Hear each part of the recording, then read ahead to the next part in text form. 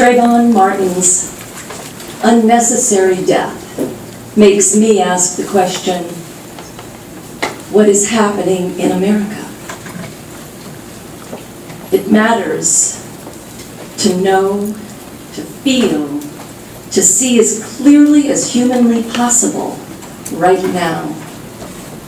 And I know the character of who I am as a person, as a politician, as a citizen, depends on it.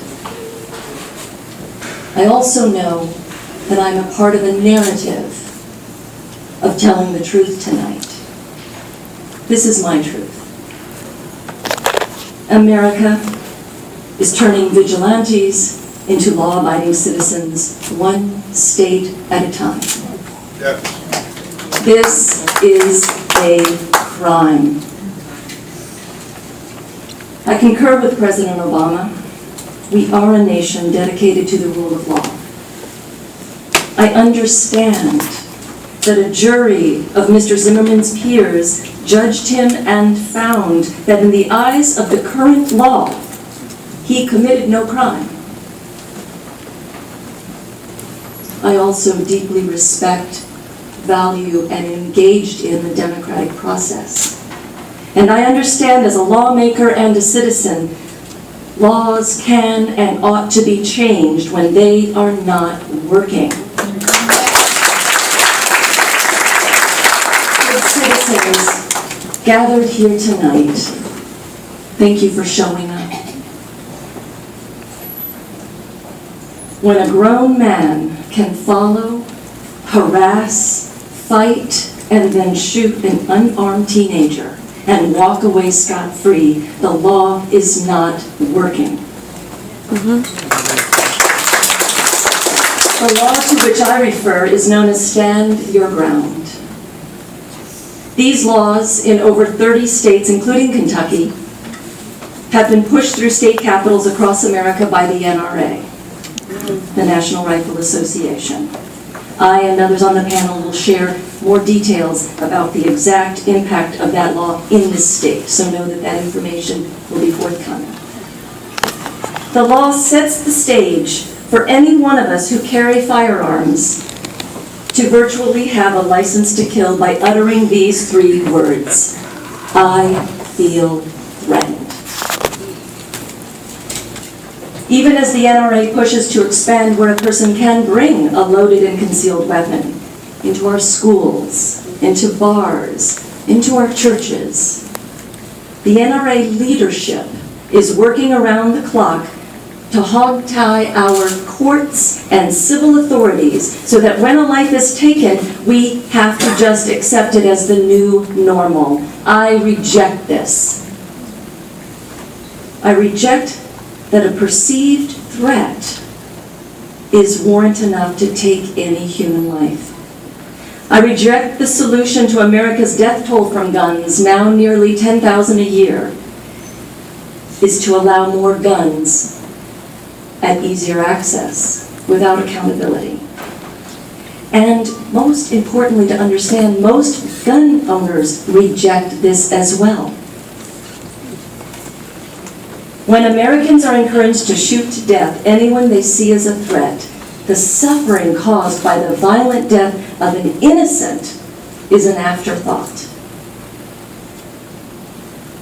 And when we live in a country with a legacy of racism, which dehumanizes anyone who is black or any other hue, when we live in a country that incarcerates black boys and men in ungodly numbers, and then points to the incarceration as proof of their inherent criminality.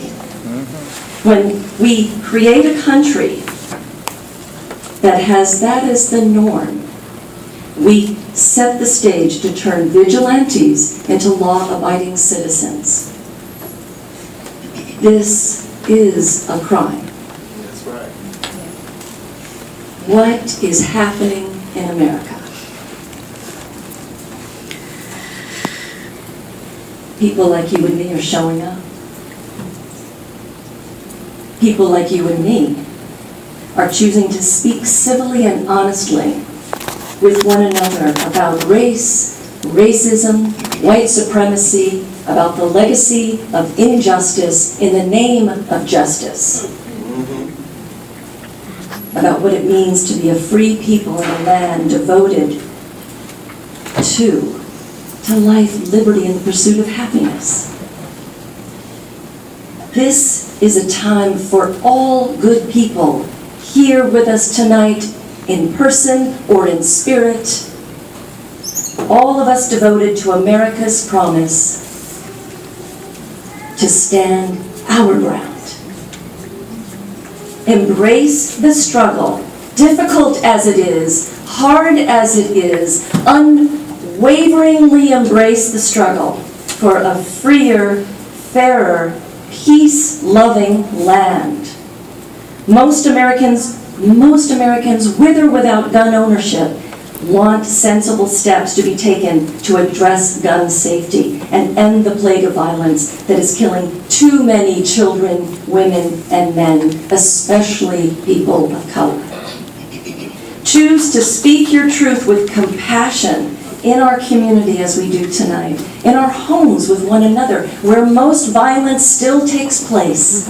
Most violence still takes place between us as brothers, sisters, mothers, fathers, aunts, and uncles, lovers, and friends. And show up in the public square as you do tonight. Together, we stand our ground. We reclaim the democratic process, which is critical, but can't exist without engaged citizenship. Now is the time to stand our ground and be the America we know we are. Thank you.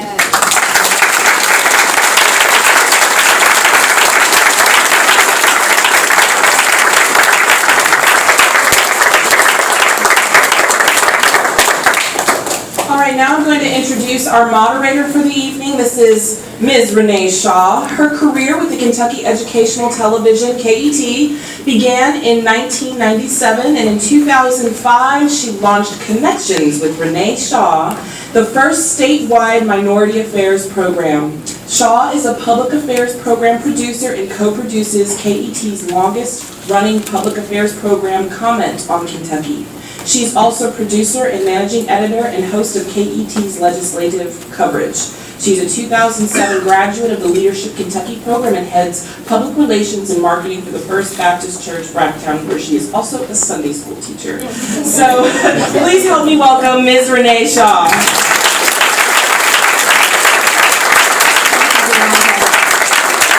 All she read is true, but I am not in my capacity this evening representing KET, the staff, management, or opinions thereof. And so I am functioning, that's my disclaimer, you see it on comment if you watch it, and I can repeat it too. So my role tonight is a neutral moderator, and I also have very strong opinions, but that's not for me to share. What I am here tonight is to navigate you all in a very thoughtful, civil, robust discussion. We're in a respectful environment. So I welcome divergent and disparate opinions tonight, but I hope that you will maintain the spirit in which this event was organized, and that's to be civil. Because if we're not civil in here, we're not going to be civil outside these walls. So let's practice what we say we're going to preach. It is my honor to sit among this distinguished panel of women. I moderate a lot of panels, and you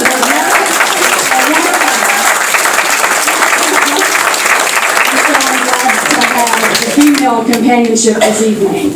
We're going to start where Representative Kelly Flood left off, and that's about the Stand Your Ground law. And we really want to give some information tonight. Above everything we want you to do and to gain, it's the facts and what they mean, okay? So that's why we have these two attorneys, Melynda Price and Katherine Paisley. And I'm going to invite, I think, Katherine, do you want to speak first about the Stand Your Ground law in Kentucky, if indeed we do? If we do indeed have it, like more than 20-something other states do, what does it apply just to our home, or does it apply elsewhere? And to also kind of clear up some confusion about what the Stand Your Ground law may actually mean for juries and et cetera in the judicial system. Thank you. Well, as my name is Katherine Paisley, I have a background in criminal law, and I'm gonna try and explain to you what I understand the standard ground law to be, but we may facilitate a conversation about it by taking questions. So if people have questions as we go along, please, I think that would be an appropriate thing to go ahead and start. We do have stand your ground law here in Kentucky. It was changed a few years ago, and I think it was 2006. And it's your fault. In 2006, or prior to 2006, we did not have a requirement regarding retreat. Whether or not you had to retreat or you didn't have to retreat. Explain retreat. What do you mean by that? Remove yourself from the situation. So if I started attacking Melynda, she'd have to go before she could respond to my force. She was required to retreat, or possibly required to retreat.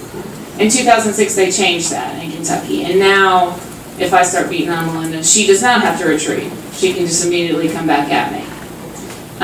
And what we're talking about is just how people interact on a public street. This does not include what happens when someone comes into your house. That's a totally different statute, it's a completely different law, and it's a lot more complicated. There's a distinction with between the Kentucky law and the Florida law that might have made a difference in this case. And I say might because I didn't watch all 2 weeks of the trial, I didn't argue the jury instructions, I don't know what the outcome would have been. But in Florida, they don't have a law about whether or not the defendant was the initial aggressor, meaning sort of started it, who started it. In Kentucky, we do. So there was no jury instruction for the Zimmerman jury about whether or not George Zimmerman was the initial aggressor and whether or not that would have made a difference in the verdict or the outcome of the case.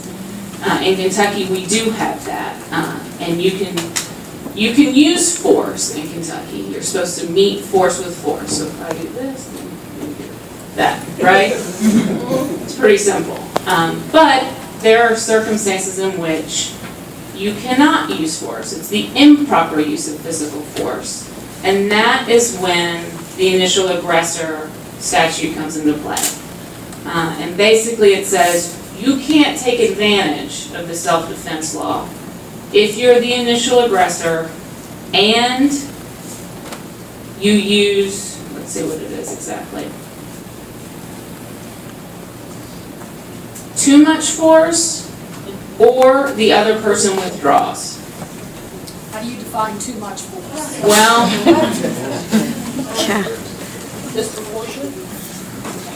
How do you define disproportionate. I mean, the statute is the initial aggressor's force was non-deadly and the force returned by the other is such that he believes himself to be in imminent danger of death or serious physical injury.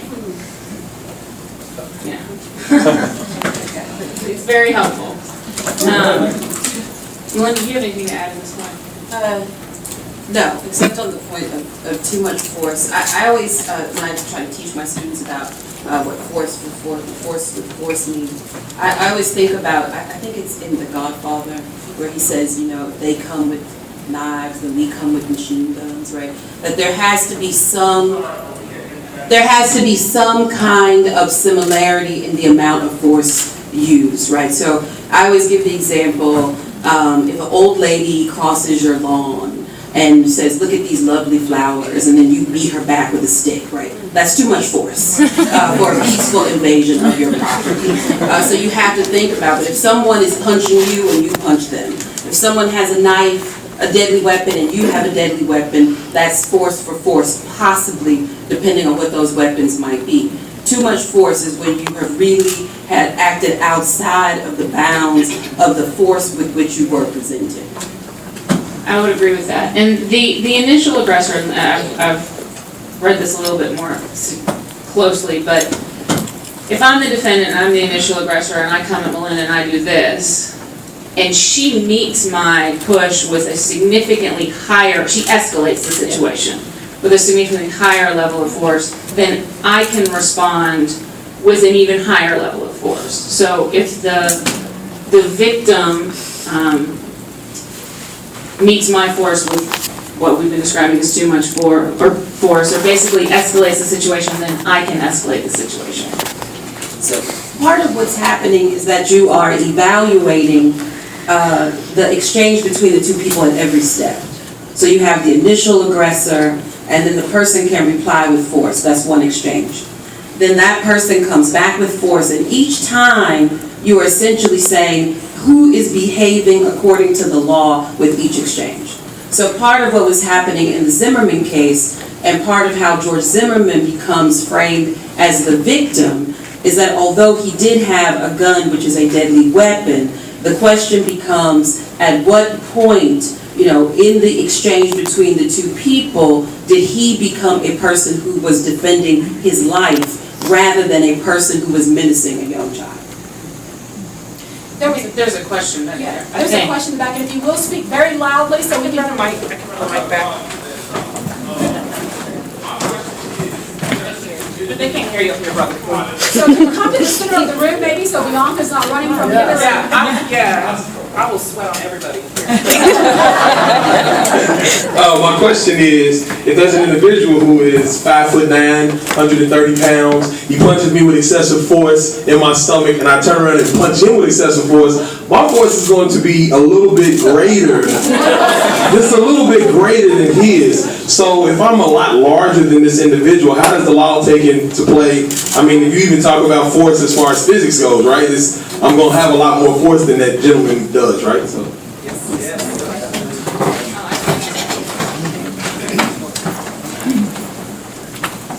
Well, let me find this.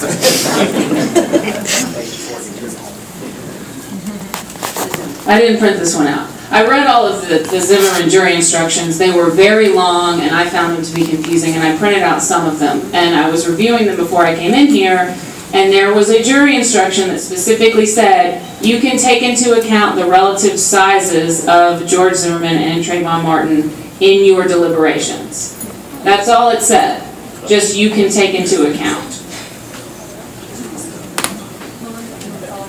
No, I said it's pretty standard part that you take into account the actual size of the two individuals who are engaged, and also how you evaluate force. Thank you to the organizers for putting this evening together. It's very valuable, and I appreciate it. I wish my plumber would stop calling it.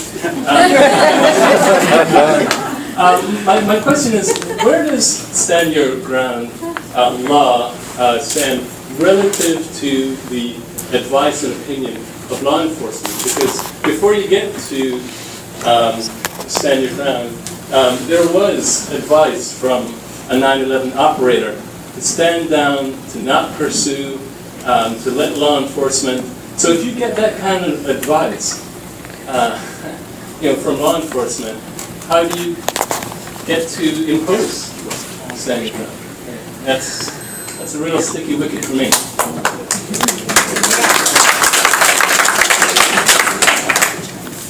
I think that at that point, and if I'm mistaken about the exact facts, I do apologize, but I think that when the 911 operator told George Zimmerman that he didn't need to follow, there was no force being used at that point.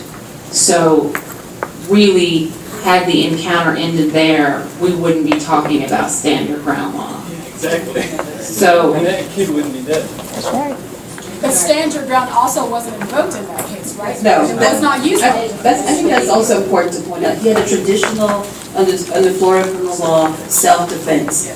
Part of the stand your ground law in Did you turn it off? Hold it right.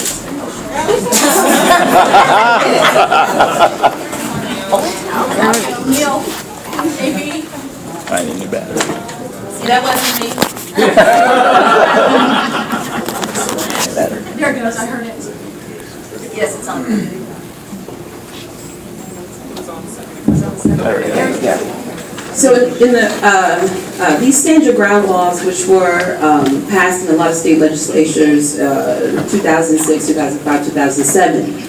In the Zimmerman case, he did not invoke stand your ground. Florida's stand your ground law actually goes further. than most stand your ground laws in most states, because in Florida, if you invoke stand your ground, you actually you can have complete immunity from prosecution. So what happens is if you invoke there is something akin to a preliminary hearing to have some discussion of the facts to see if you were within your right to invoke stand your ground. George Zimmerman waived his right to invoke stand your ground and instead pled self-defense.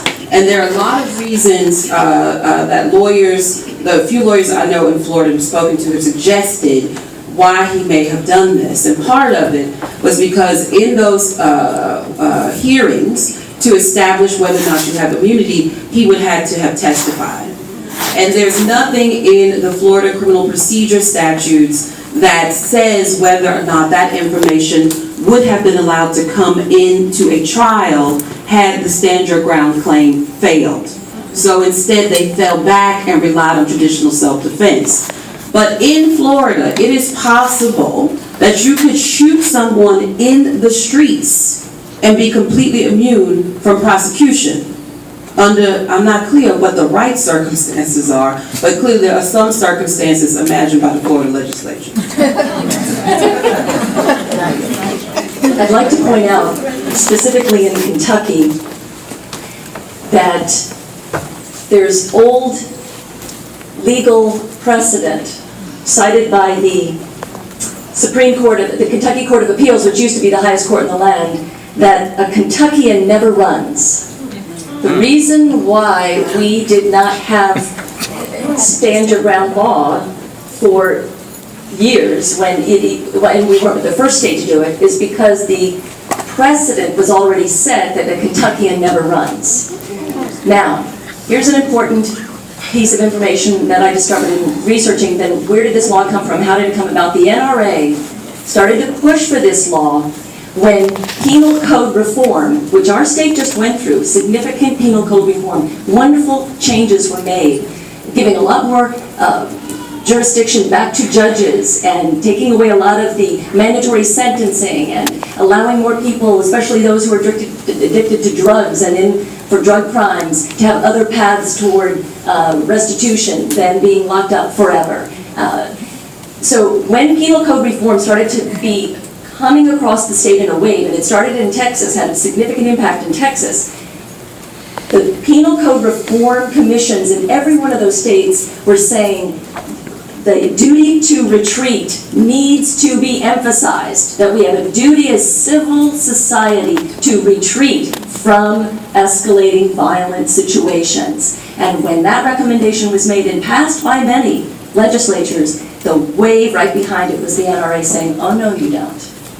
We are going to stand because a Kentuckian, an American never runs. So I would want you to know that this is a key issue for us as a people to know that we can still speak up for it and say what is our truth about civil society. Yes. I'd like to say something also slightly different as we talk about these statutes, right? I think we have to talk a little bit about the ground on which George Zimmerman and Trayvon Martin were standing. Part of how we get the interaction between George Zimmerman and Trayvon Martin, it is connected to the profound residential segregation. Black children are not very common, but it's also a middle-class community, right? And I want you to think about what it means for parents who move their children to better ground.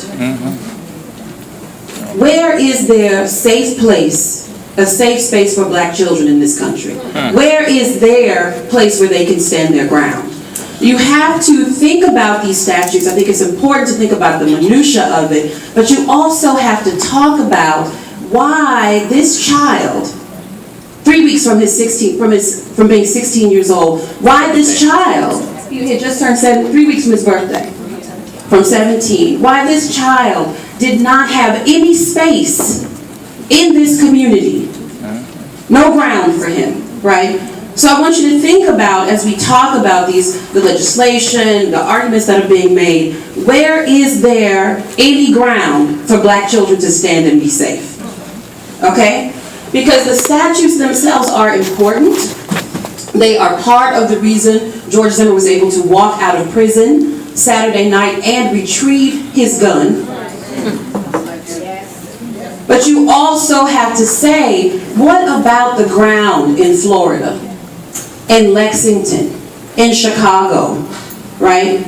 Where is there in this country some ground that black children can stand on without having to flee and be concerned for their safety from people who have already dehumanized them, because that's essentially what took place, who dehumanize them, target them, and then hunt them like animals.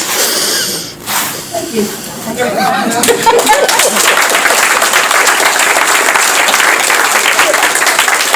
I want to ask you, if you do have a question, if you would line up in the center of the room here, this open aisle, and please come forward and we will try to get to your questions. And Ms. Nikki Finney, you'll be the first to lead us off.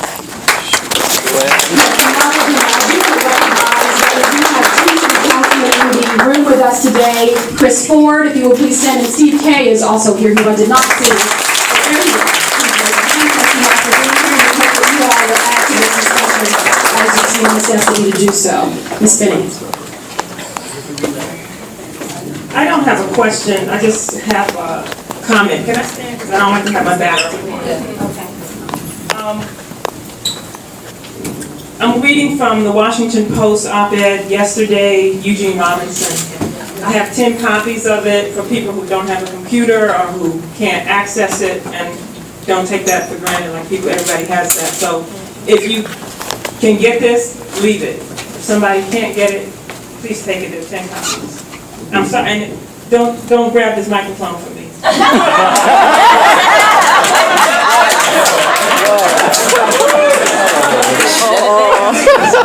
Please. Because Melynda started something that I walked over here from my house because you gotta walk sometimes.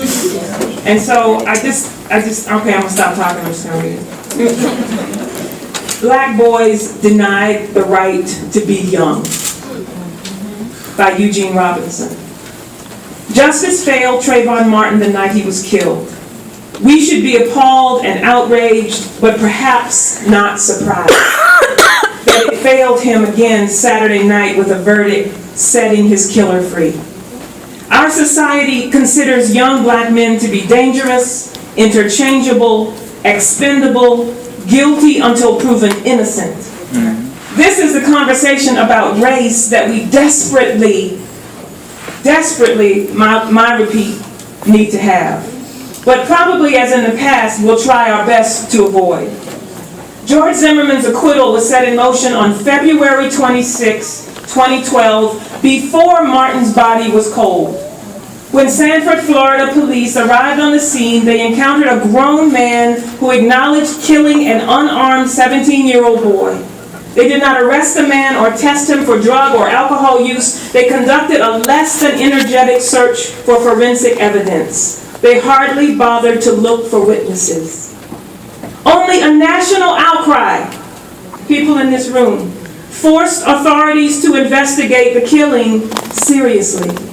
Even after 6 weeks, evidence was found to justify arresting Zimmerman, charging him with the second-degree murder, and putting him on trial. But the chance of dispassionately and definitively establishing what happened that night was probably lost. The only complete narrative of what transpired was Zimmerman's. Jurors knew that Zimmerman was an overeager would-be cop, a self-appointed guardian of the neighborhood who carried a loaded gun. They were told that he profiled Martin, young, black, hooded sweatshirt, as a criminal. They heard that he stalked Martin despite the advice of a 9/11 operator, that the stalking led to a confrontation, and that, in the confrontation, Zimmerman fatally shot Martin in the chest. The jurors also knew that Martin was carrying only a bag of candy and a soft drink. They knew that Martin was walking from a 7-Eleven to the home of his father's girlfriend when he noticed a strange man in an SUV following him. To me and to many who watched the trial, the fact that Zimmerman recklessly initiated the tragic encounter was enough to establish, at a minimum, guilt of manslaughter. The 6 women on the jury disagreed. To me and to many who watched the trial, the fact that Zimmerman recklessly initiated the tragic encounter was enough. Oh, I read that, sorry. But it was good enough to read again, actually. Those jurors also knew that Martin, at the time of his death, was just 3 weeks past his 17th birthday. But black boys in this country are not allowed to be children. They are assumed to be men and to be full of menace. That's right. I don't know if the jury, which included no African Americans, consciously or unconsciously, bought into this racist way of thinking. There's really no other word for it. But it hardly matters because police and prosecutors initially did. The assumption underlying their ho-hum approach to the case was that Zimmerman had the right to self-defense, but Martin, young, male, black, did not. The assumption was that Zimmerman would fear for his life in a hand-to-hand struggle, but Martin, young, black, and male, would not. If anyone wonders why African Americans feel so passionately about this case, it is because we know that our 17-year-old sons are boys, not men. It's because we know their adolescent bravura is just that, an imitation of manhood, not the real thing. We know how frightened our sons would be walking home alone on a rainy night and realizing they were being followed. We know how torn they would be behind a child's fear and a child's immature idea of manly behavior. We know how they would struggle to decide the right course of action, flight or fight. And we know that a skinny boy armed with only candy, no matter how big and bad he tries to seem, does not pose a mortal threat to a healthy adult man who outweighs him by 50 pounds and has had martial arts training, even if the lessons were mostly a waste of money.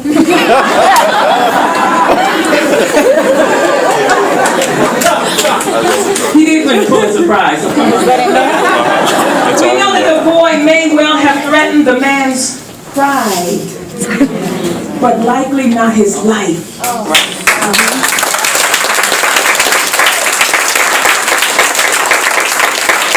How many murders by sidewalk have you heard of recently? Murders by sidewalk. The conversation we need to have is about how black men, even black boys, are denied the right to be young, to be vulnerable, to make mistakes.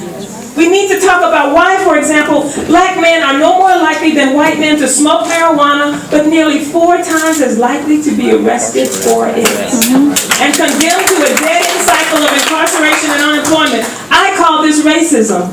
What do you call it? Trayvon Martin was fighting more than George Zimmerman that night. He was up against prejudices as old as American history, and he never had a chance. That's Eugene Roberts. I just want to say one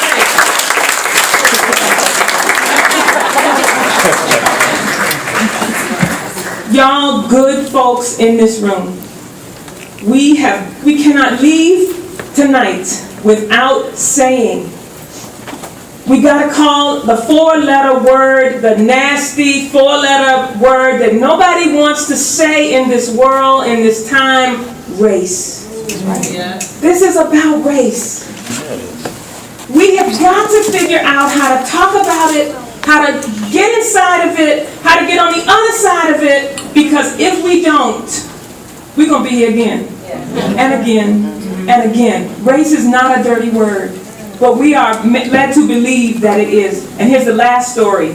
Juror number 6627, or whatever her number was last night. I walk in the room to kiss my mama goodnight because I was in South Carolina. I hear her crying, saying, sobbing that a human life was lost. She was so upset. But then she said this, and this is why it's about race.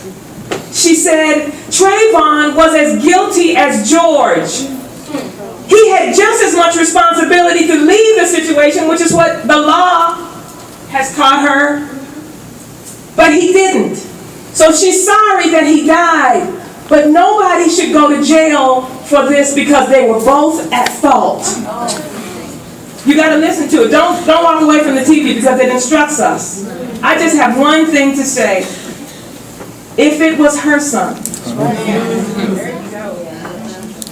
would she say the same thing? It is about race, folks. And we don't want to talk about that, and they don't want to talk about that, and they say, did you know the word race was taken out of the trial? Yep. That's why I call it a 4-letter word. You can say he was profiled, but you can't say he was racially profiled. Right. Exactly. We have to bring that big word and we have to put it in the center of the room. And we have to figure out how good citizens of a good place like Lexington don't walk around it, they'll walk to it.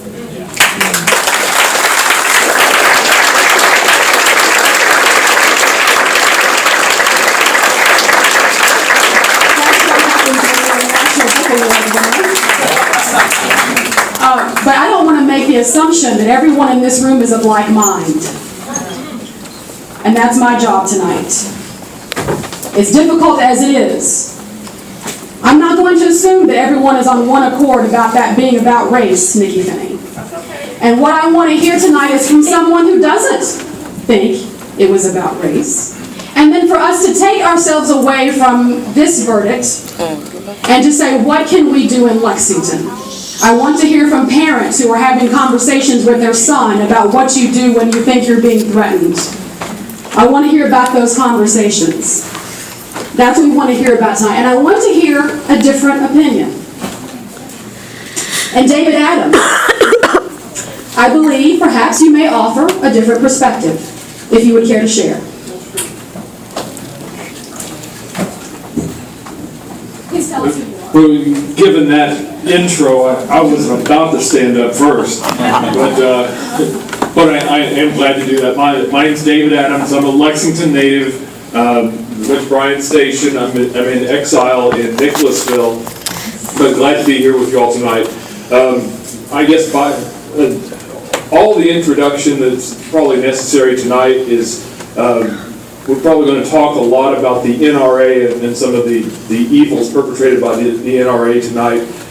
My biggest problem with the NRA is that they don't go far enough in terms of protection of Second Amendment rights. So that, hey, I appreciate it. I thought I might get booed out of the building on that one. But I want to hear the perspective. it is, and I greatly appreciate that because I am here to listen. I wasn't planning on getting up until later in the evening, but I agree with the issue about race. And I spent a lot of my formative years moving back and forth between Kentucky and Georgia. Spent a lot of time in Atlanta.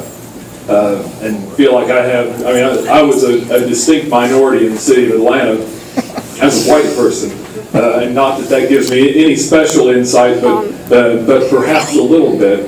And at least having proximity to people of different races, I feel like we have a very serious problem in the Lexington area with regard to race relations that can only be addressed with lots and lots and lots of conversation, lots of listening, lots of patience. And that's the main reason that I drove down here, in my view, was to attempt to be part of that conversation. Now, I'm very glad that we have Katherine Paisley here to offer some technical advice on the law. I want to encourage each and every one of you to become your own legal advocate in one particular way. The laws, Kentucky law with regard to self-defense, stand your ground, and all of that, is in Kentucky Revised Statutes 503, chapter 503. Okay, so if you're on Google and you do an internet search, just Google KRS 503, or you can get a Kentucky law book at the library. It's very easy to do. Look up chapter 503. It's not that long. It's not. You don't need a lawyer sitting next to you to read it. You really don't.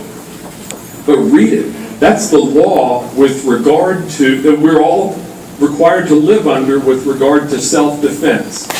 Read that, and frankly, there are parts in there that scare me, that concern me, because the overriding factor in that statute is personal belief. The way I read that statute, if I have an idea, if I have an inkling that another person wants to kill me or harm me or harm somebody else that I have, someone else who is in my care, I have an absolute defense to kill that person and not be charged for it. Now, what that requires, we can talk about changing that law, and we can and probably should question the laws specifically. And here's how you do that. Print out, if you can print out KRS 503, go through and look at the parts that offend you and strike them out. And talk to Kelly Flood. Now she will tell you that if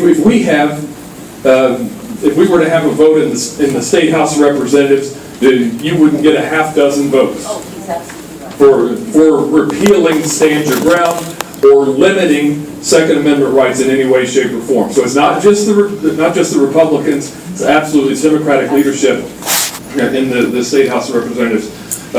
So we're stuck with the law. But that doesn't mean we can't talk about it. That doesn't mean we can't debate it. And in fact, it's critical that we do have detailed discussions about the law, and not just, well, I heard that there's some kind of thing. Let's look at the actual words in there, because those words mean something, and we're required to live under them. And because that law is written the way that it is, because it literally is, that I could say, bang bang, hey, I thought he was going to kill me. That I can get away with that because the law is written that way. Hey, that means we can either be scared to death of each other and put the black people over here and the white people over here and never the twain shall meet, or we can choose to extend the hand of friendship to our neighbors, get to know people. Reach out a little bit more than we do. Extend your comfort zone. And to the extent that we do that, we become the society that we're capable of becoming. We can do that. We have to do that. That law, read the law. Take 5 minutes and read that chapter, and it should scare you. Holy cow. If this incident that happened in Florida happened in Kentucky, it would have been a quicker conversation. We can fix this in this state, in our community, with conversation, with reaching out to our neighbors, and I'm exhausted. All right, hey, there you go. Very good, thank you. Appreciate that. Questions? Okay, so we're going to start the line right here. I'm going to play relay, okay? And try to make your questions pointed, and we will try to offer pointed responses. We'll keep it short because we're already almost out of time. So keep your questions precise, and if you wouldn't mind just telling us your name, if you feel comfortable doing that before you ask your question. My name is Corey Dunn, and I have a couple questions that I'll be short. Okay. I post a lot of controversial topics on Facebook. A lot of them dealing with race. And my question is, how do we correct racism, prejudice, stereotypes, and racial profiling when you're not even allowed to talk about race? Anytime I mention anything about black and white, Hispanic, this, that, and other, I'm labeled as a racist. So, if I speak about race amongst a group of people, white folks, then a lot of times they get nervous. You mention race around a group of black folks, then, oh, you just a racist, or you just this, or you just an angry black man. So on both sides, everybody avoids the issue. So my question is, how can we fix something that we're not even allowed to talk about?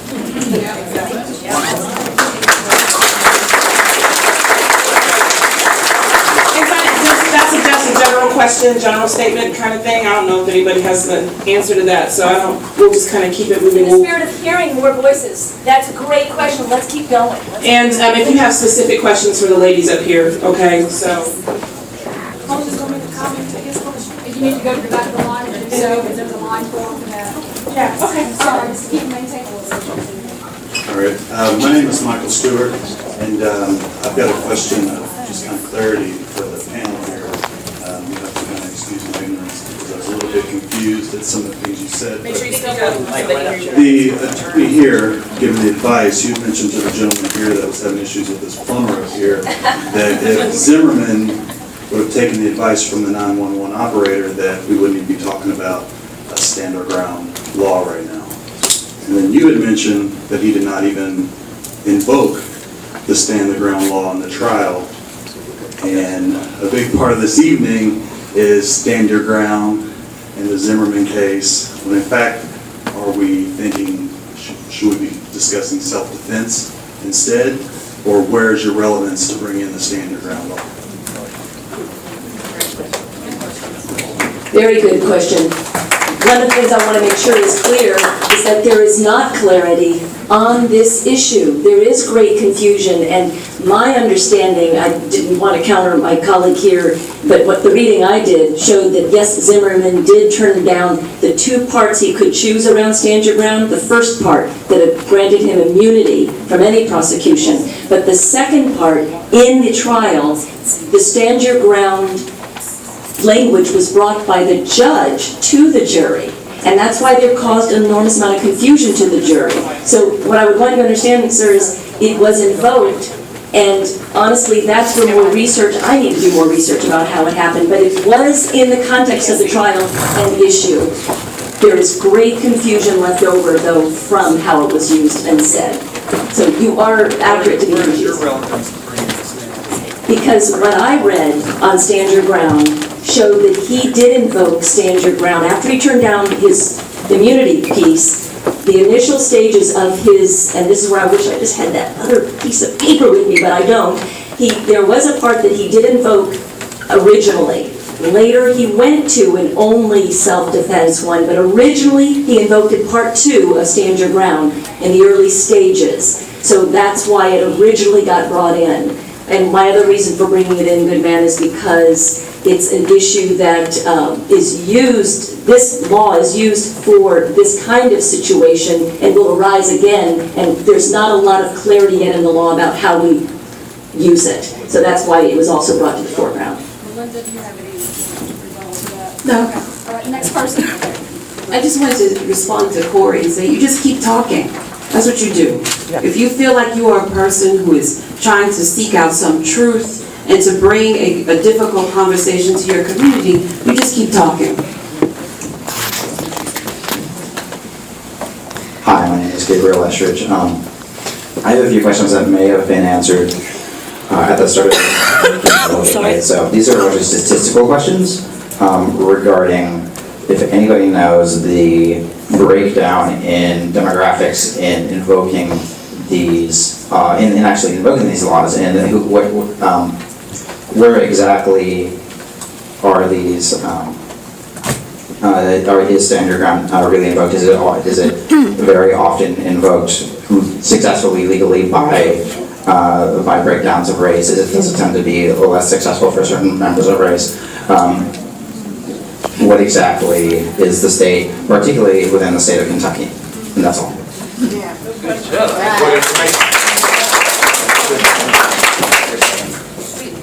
Part of what's happening with these stand your ground statutes is that in some instances there never need to be charges brought.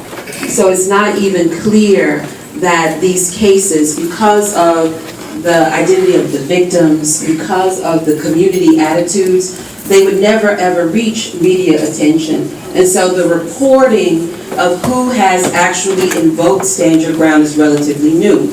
So part of what I was discussing with Kelly is that a lot of what happens in these preliminary hearings are that both sides trying to float different theories of how the law should be interpreted to the judge. And in Florida, the criminal procedure statutes have not even caught up with the Stand Your Ground law to deal with some of the complications associated with how this statute should be implemented. What I'm trying to tell you is that we don't have enough information, but from the anecdotal evidence of cases in Florida, it seems that those persons who have been able to successfully invoke stand your ground are persons who have been involved in these kind of borderline cases where there has been some element or concern about racial discrimination. This is facts. So this came from a report that I found, and I'm sorry I don't have the exact same source, but I assume that it is a journalistic source that says that when analyzed a pool of 43,500 homicides by race in states with stand your ground laws and those without them, it was found that whites who kill blacks in non-stand your ground states are 250% more likely to be found justified in killing a black person than a white person who kills another white person. But in stand your ground states, that number jumps to 354%. So I hope that answers your question. I'll try to find out where this definitive source comes from, and if you'll see me afterwards, perhaps I can give that to you, okay? I just want to make a legal clarification for a point that I think is subtle but massively important. We've been talking about stand your ground versus self-defense, and we've been throwing around words like hearings and immunity. And I think that it's important to understand that if you successfully invoke stand your ground at the beginning of the proceedings, that's it. It ends. There's no trial. There's no going to jail. There's no. I'm sorry? Who makes the call? Policeman? The judge. A judge. Without a jury. That's correct. That is correct. So a stand your ground, a successful stand your ground hearing would result in the end of a proceeding. Period. A self-defense claim you assert at trial in front of a jury of your peers. You do not know what the result of that is going to be.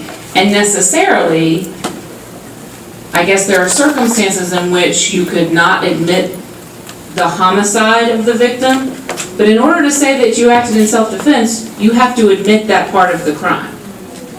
So could it have been that Trayvon Martin, the prosecution, could they not have invoked stand your ground on behalf of Trayvon Martin? You understand what I'm saying? That's what my question is.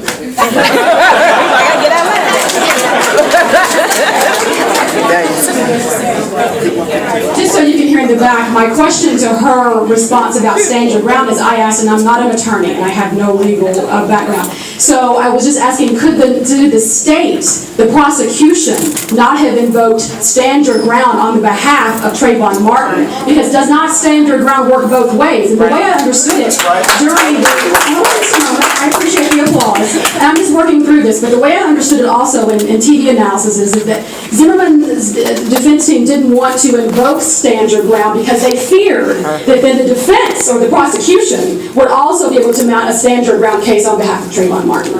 So, so if you could kind of clear that up, could the prosecution seek a stand your ground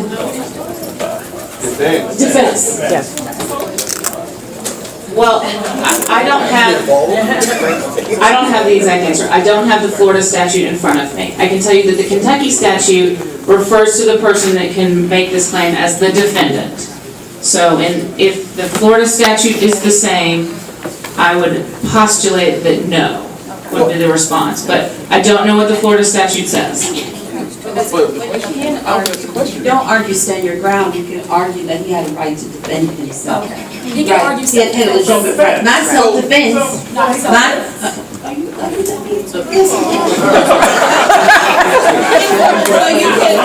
It's not called self-defense because defendants argue self-defense and stand your ground.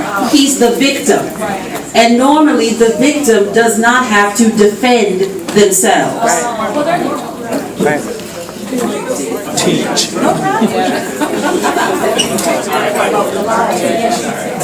First of all, I will apologize. I wasn't following the rules. A couple of you are privy to my Facebook, and darling child, I am passionate. Michael Sabri, hi. A question, and I should have done my own homework, my own research, but then I have to ask you, when did this stand your ground law come to pass? Who was behind it? Who supported it? Who are the ones of our legislators who supported it, who voted for it? That's a question. That's one question you get, sir. Oh. Yes, sir. Representative Floyd can answer that question. Thank you very much. Excellent question. And for anybody you want to write this down, it was Senate Bill, the year was 2006, during a regular legislative session, Michael, and Senate Bill 38 was the number. It was sponsored by Dick Redding, R-O-E-D-I-N-G, and Damon Thayer. And it passed in the Senate 36-2. Wow. And in the House, 88-8. And I can identify now at least 5 of those 8 who were still there who probably voted no. And one of them would have been our good now Senator Kathy Stein would have voted no. I'm sure she's in that. Overwhelmingly passed. My name's Chamber Mulder, and I didn't watch the case. I thought it was an exercise in futility because we were essentially relying on a prosecutor that did not want to bring the case to fight the case. And my question would be, can you talk a little bit more, I'm with the local NAACP, can you talk a little bit more about this petition or this issue that the Department of Justice can bring now against Mr. Zimmerman?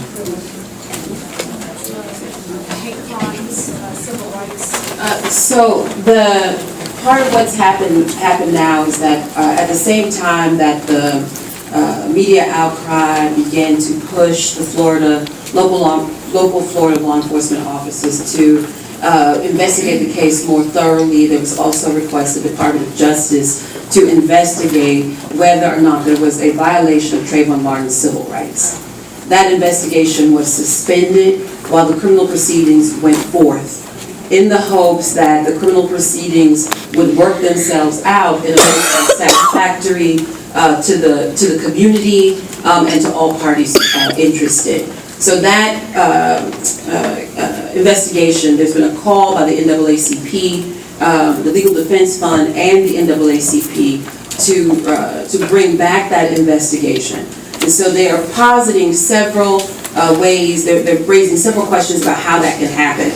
One is you bring it under the old violation of civil rights statutes. But there's some concerns about that because those statutes are old. They were written to deal with violence against Black people in an organized manner, usually through Klan activity or mob violence in the South, which is not what we have here. The other option may be federal hate crime statute that were passed in the name of Matthew Shepard and James Byrd. Remember, Matthew Shepard was a gay man in Montana, a young man as well, who was murdered. And James Byrd was also in the state of Texas, who was killed. Matthew Shepard was killed, tied to a fence, and left his body exposed and left to die. And James Byrd was dragged behind a truck. Now there's a federal hate crime statute in both their names. And so the question becomes, can you create a significant connection between any evidence of racial discrimination and the murder of Trayvon Martin? And in the same way we saw the difficulty with bringing the questions of race into the local prosecution in Florida, there are some concerns, right, that you don't have the old language that one might have. Nigga, I'm gonna kill you. Those types of racial slurs, they're not present, right? There is some suggestion, but there's no sort of hard and fast evidence linking the two. So those are the kinds of cases that you might expect from the Department of Justice after some investigation. And George Zimmerman would be compelled to testify. Now, part of this is also complicated by the fact that his parents could also bring a civil trial. So if you remember, I hate to bring this up, good Lord. You remember the O.J. Simpson trial? But it's y'all all know it, so you know. Each example, don't act like you don't remember. So so after that case, the family brought a civil suit. If you bring Department of Justice in a civil suit, George Zimmerman can be compelled to testify in any kind of civil suit, to testify, to do physical demonstrations, alongside his auditory statements, what he said happened. If you, the Department of Justice, were to bring these suits, then he could have immunity from testifying in those civil proceedings. So there's a lot of complicated things that are happening right now that it's not clear what will happen next. My name is Rebecca DiLoretto. This is my town. I've lived here all my life. And I'm an attorney for kids. I was a criminal defense lawyer for 25 years. I've devoted myself to focusing on representation of kids and the issue of color because our criminal justice system is ridden with racism.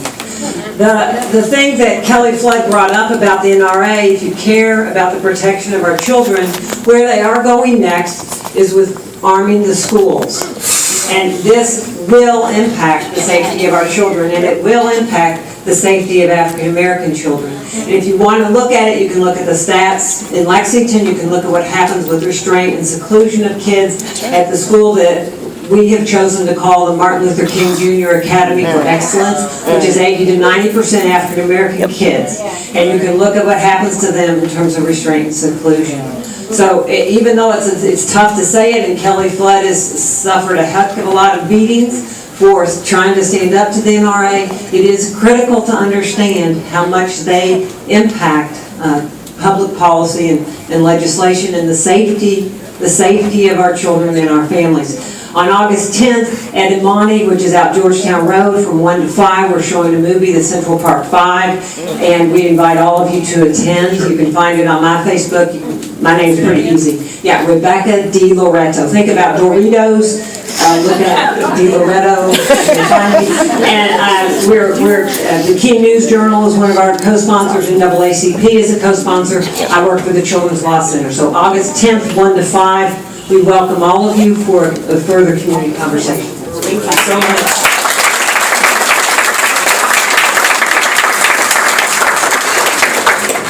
My name is Torrance Clark, and I've been here in Lexington for about 9 years now from New Jersey. And about 2 years ago, I took about 25 teens to 9/11 to let them see what happened there. That's the only standing ground I understand. That I don't understand. I don't know whether it stands their ground, but that, when that happened. But my question is, when our kids, I have a 20-year-old teen, 20-year-old son in the UK. What happens when he's followed? He has a right to stand his ground if somebody's following him, watching him, because they don't understand what's going on.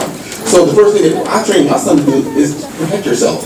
So what happens then if he's standing his ground and a guy with a gun has the same right to stand his ground? So what should do?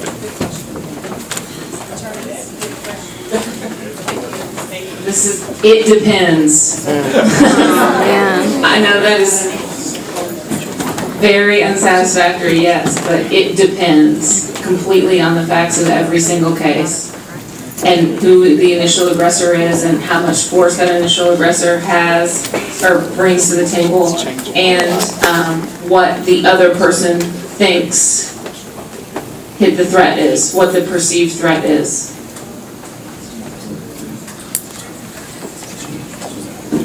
Hi, my name is Renee Carter. I just wanted to make a comment, if that's okay. Well, a couple. Okay. I'll see which one's the most important. My son is 3, and he already knows who Trayvon is. He knows that he was hurt and he's in heaven by a man, which I think is really important. We're going to start early and teaching him. But after the verdict, I saw a post which really had a big effect on me. That it's unfortunate that I have to raise my son, no matter how many degrees he has, no matter what he accomplishes, that I have to raise him, like in this society right now, with a target on his back. So he knows that. And it's just so unfortunate. And I just have to teach him. I don't want him to be judgmental, so I have to teach him in the right way, but I want him to be aware and prove everyone who doesn't believe in him that, he can be successful. So it's just really important.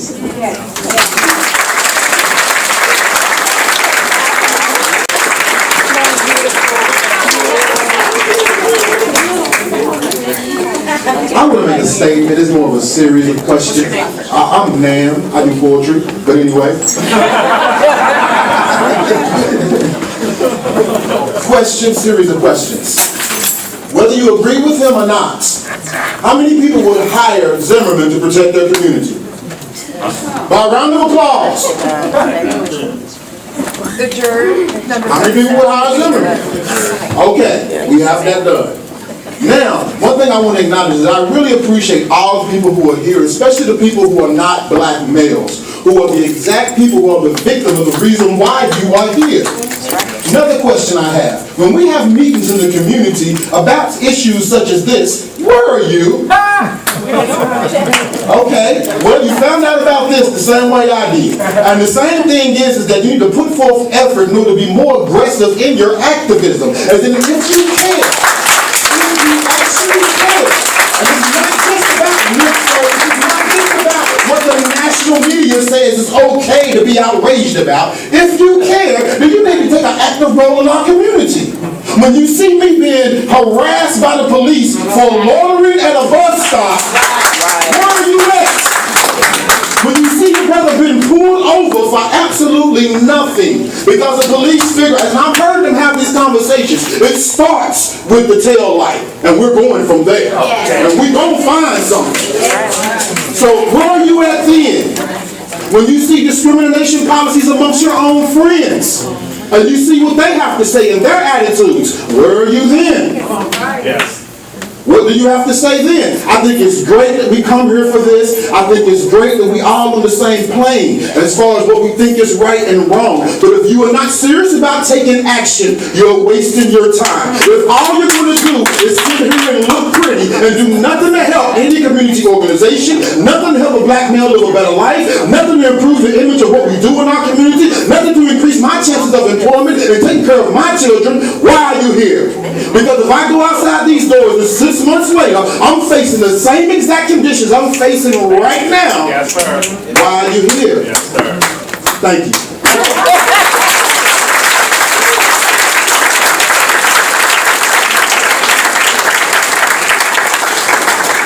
Hi, my name is Al Brown. I think I'm going to turn into Forrest Gump. Because if you have to run as a Kentucky, I'm going to run like a deer. I'm not going to send anybody to shoot me. But we've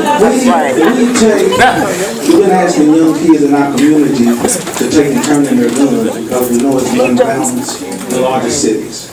But you think these young kids are going to turn in their guns now, Martin shooting, they're going to arm up. And guess what's going to happen? More black boys killed, black men.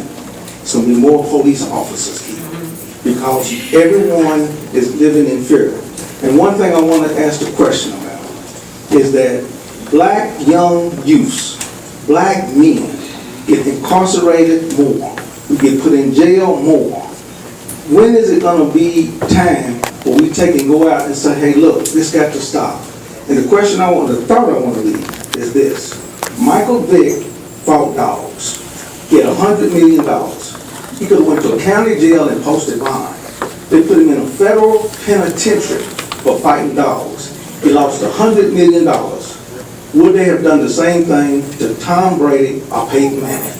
That's the difference in the world. It is about race. Now there's a code word that's used in the media. They don't want to use the N word, so now we'll call thugs again. We've got to change it. We got a black president. And what Barack Obama needs to do is sign an executive order to release all young men, black and white, in the federal prisons for drug laws. Get them out because it's non-violent. Let them free. Thank you.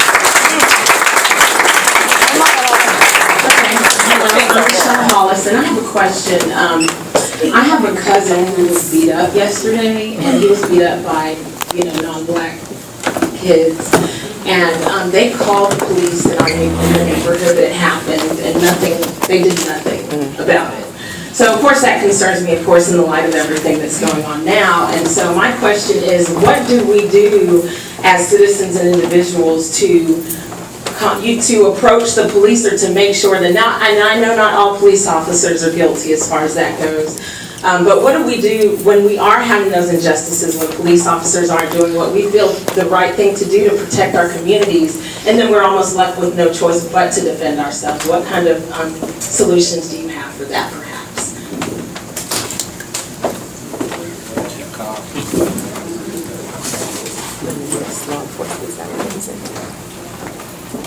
So the reaction I'm having first is, what happened? So the police were called, they came, and they said, nothing really happened here.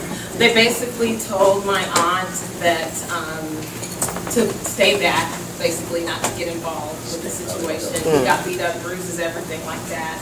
And then they basically said, if it happens again, call us. So did you all hear that the child, the police come, and they speak to the aunt of the child, and he's obviously bruised, and Nikki doing something, and then they basically say, call us if it happens again. That's where we need community neighbors that say, this is not okay. We're not going to wait till it happens again. I think it's critical to, this is a moment when you can ask for, so first of all, community members matter. I do think elected people matter. This is a place to call up your state rep, your civil council person and say, I need to speak to the police above the officer who showed up, and I want to do this in a way that doesn't go around that person, but definitely says what just happened here is not enough. We have a dangerous situation, we're living in a very dangerous time, and so what's the next step? Because I think your instincts are right about saying, I need a dialogue now with an authority above the authority who showed up. And a way to do that too is to have community members who say, this isn't going to be okay to wait till the next time. So that's some answers there. And can I just throw this in? Document. She's right. Document, time, date, place, who's involved, who saw what. Because they didn't take a report. There you go. So make your own reports up. It's critical. She's right. Thank you. Are there any police here tonight? They declined. They were consulted.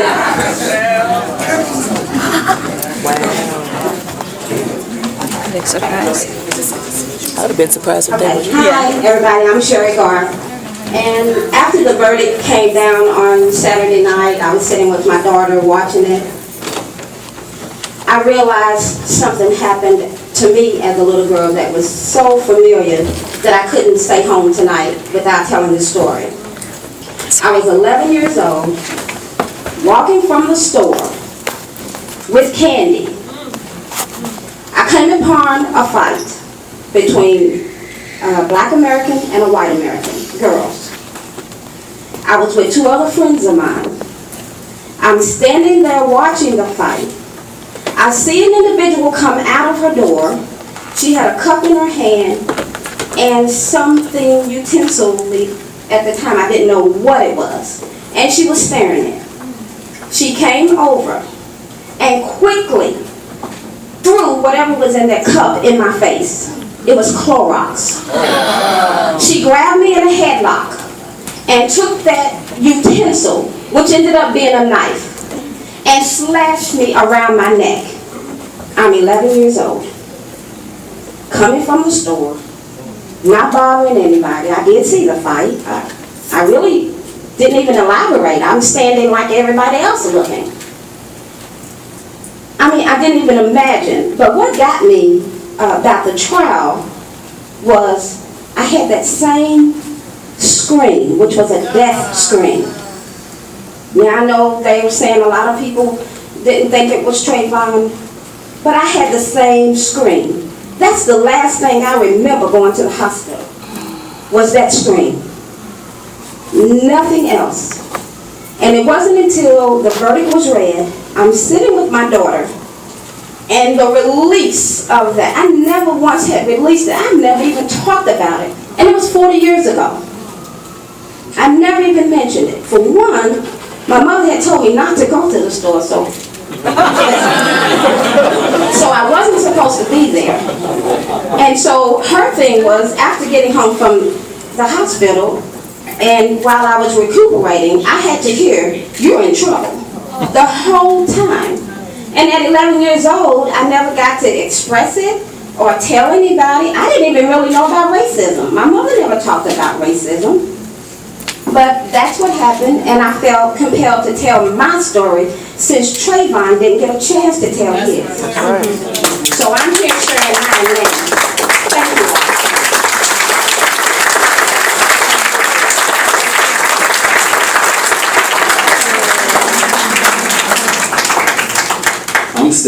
done. I'm going to read something real quick that I got off Facebook. What somebody sent to me that came from Facebook. It says, "Wee-haw! Just like an old head, I went and picked up my concealed carry license today. Woo-hoo! Locked and loaded. Ready for the Zimmerman riots. Bring on the niggas." It's right here. Anybody wants to see it, I'll be more than welcome. I'll be more than happy to show you.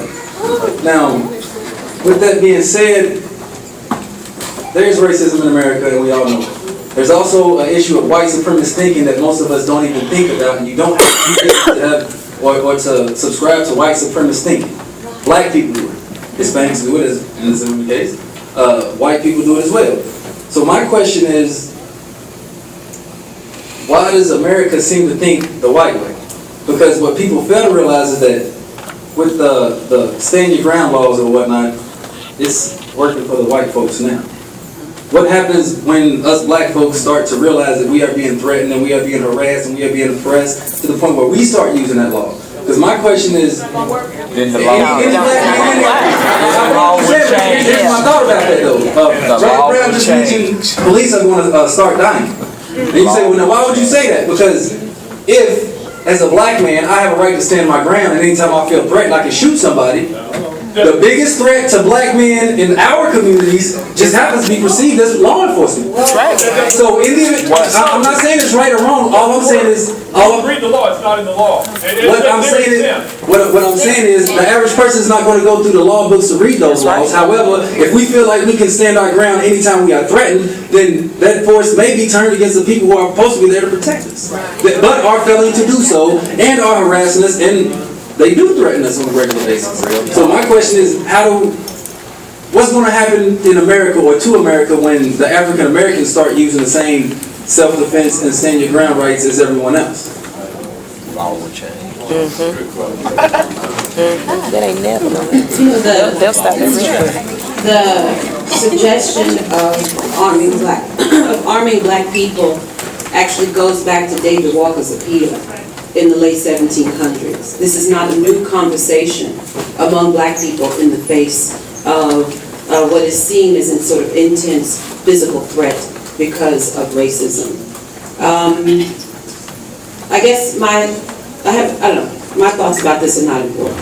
But I just want to say it's not a new question. You can read about Bob Williams, I think that's his name, Dixie, Radio Free Dixie. So these questions keep coming up. But it goes against my own personal beliefs, you know. I subscribe to the idea of Gandhi that an eye for an eye makes the whole world blind. And so I also wanted to mention something back from when Rebecca spoke.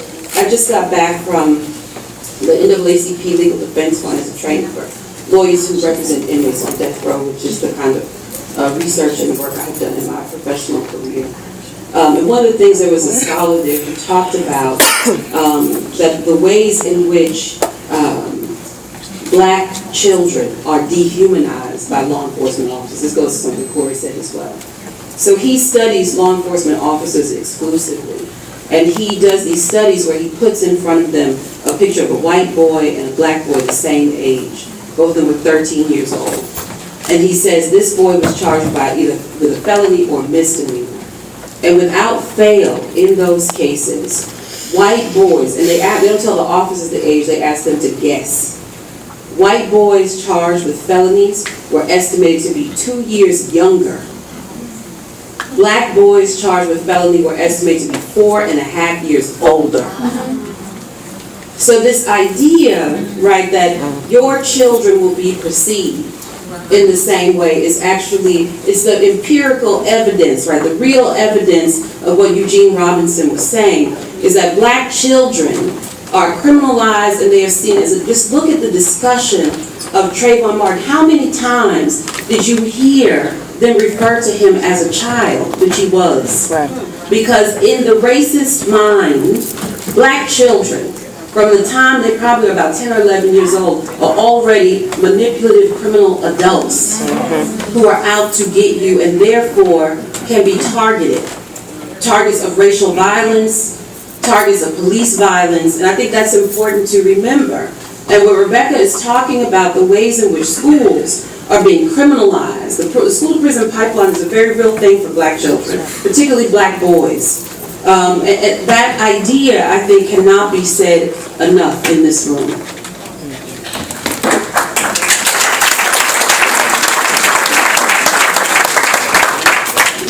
Since I've been talking about the law, I just want to make sure nobody walks out of here and thinks that if you just think that you're being threatened, that you can then just shoot someone. It's still for force, and there's still a reasonableness aspect built into the statute. So please, let's not have anything where we have to talk about specifics. Hello, my name is Michelle Knickerbocker. Say it again. You gotta do the woo again, she said. My name is Michelle Knickerbocker. I grew up in St. Petersburg, and I moved to Kentucky when I was about 20. I've been here for almost 20 years. Surprise. So, I'm a Kentuckian now. I live here.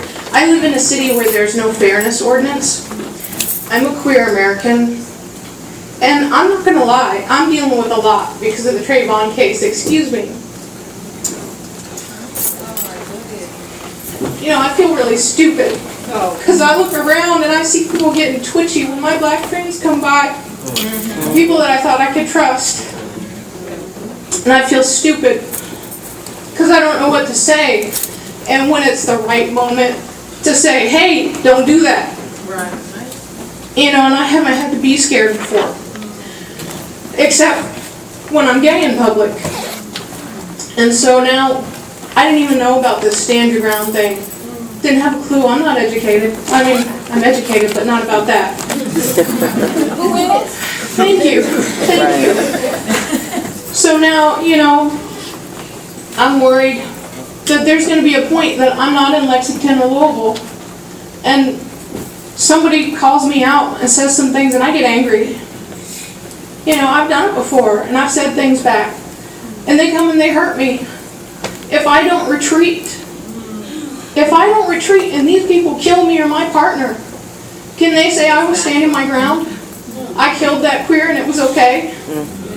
That's what they're going to say. That's what they're going to say.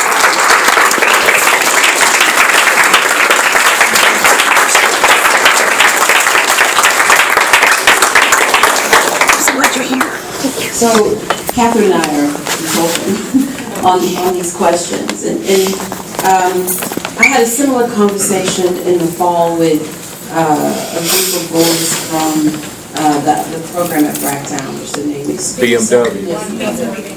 Yeah.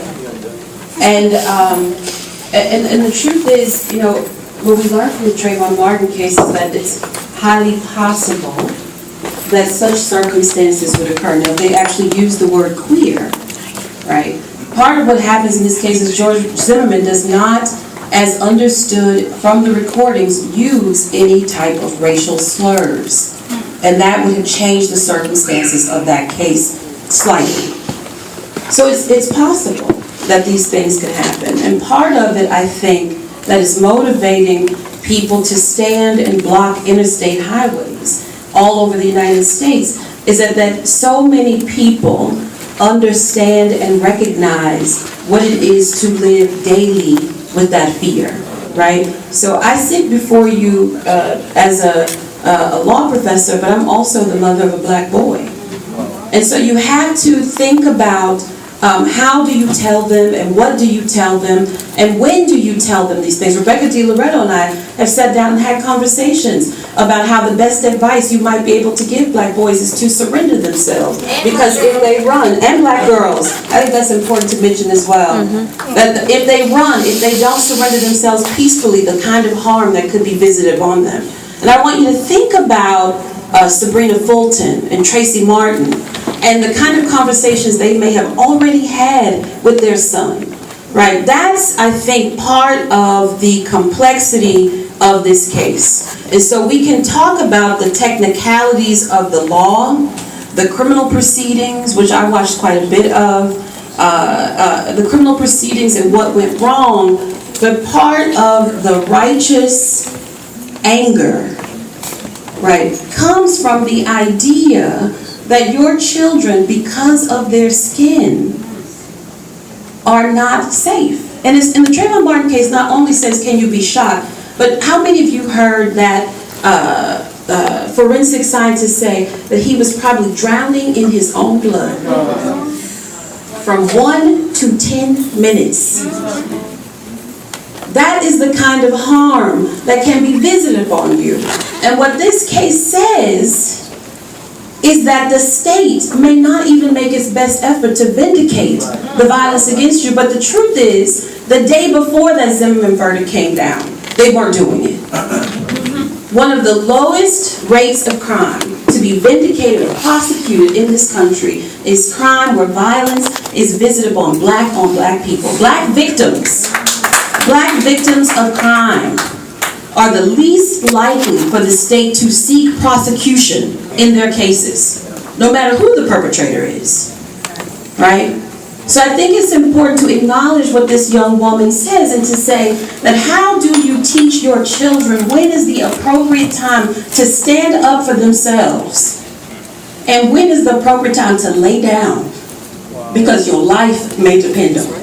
And that is the kind of question that I feel like in my heart Trayvon Martin was asking himself on that rainy night. And until you can openly acknowledge it, you may still believe that George Zimmerman was acting in a lawful way, but until you can acknowledge that this child was faced with the prospect of running and potentially dying and staying and potentially dying, and it wasn't the first time. He has had to negotiate that situation in his young, very newly 17-year-old life. And all of us in here who mother black children are going to have to figure out how to help them negotiate it. Sometimes by the time they are 8 and 9 years old, right? So we can talk about middle ground and what's race and what's not race, but until you acknowledge, for me, a starting point that this child was, whatever happened, this child was basically tracked and killed, left to drown in his own blood while the police refused to arrest the person who shot him. Then we can talk about the proceedings and then go forth from there, right? But these things need to be openly acknowledged in the public over and over again until we get to the point where they are no longer true. But I deal first and foremost in truth. And that is the truth of this situation that has moved people to come out of their homes, like you, some of you. And the question is, what do we keep doing? You find Rebecca DiLoretto, and you figure out how you can help her. You find that woman, what's your name from the NAACP? Shambra Mulder. You find her. You know? And at the end, we're going to have some of these people, individuals, stand up, so, you know, they're going to introduce themselves again. Okay, so you know who to find. Okay. Hi, my name's Greg Capillo. I do a lot of radical direct action and community organizing work in Lexington. And I had a question for my fellow progressive white folks. When are we going to start calling legislators like Damon Thayer out for what they are, which are racists, which are people who have consistently worked to extend the new Jim Crow by blocking the re-enfranchisement of former felons, which disenfranchises a quarter of the Kentucky African-American electorate? And why are we surprised that this man would also create a legal framework for black people to get murdered in public? And when are we going to have a legislature, and I'm sorry, Representative Flood, I know you were not part of this group of Democrats, but when are we going to have a legislature that respects all of us and doesn't work, and when are we going to have a party in Kentucky that doesn't work to divide us from ourselves? Because we do the same thing. House Democrats do the same thing this fall with the Religious Freedom Restoration Act, which was an act targeting queer people, period, end of story. That's right. And that was from Democrats. So that was from the people that are supposed to have our back. So when are we going to have a political party that's actually about us and representing us? Also, I don't know, this is kind of impromptu, but if there's a space afterwards to meet outside, I'm mad about this, and I want to shout out in the streets. And so if folks want to join me, meet me out, and we can march down to the courthouse and chant. But it's important. I interned for Human Rights Commission.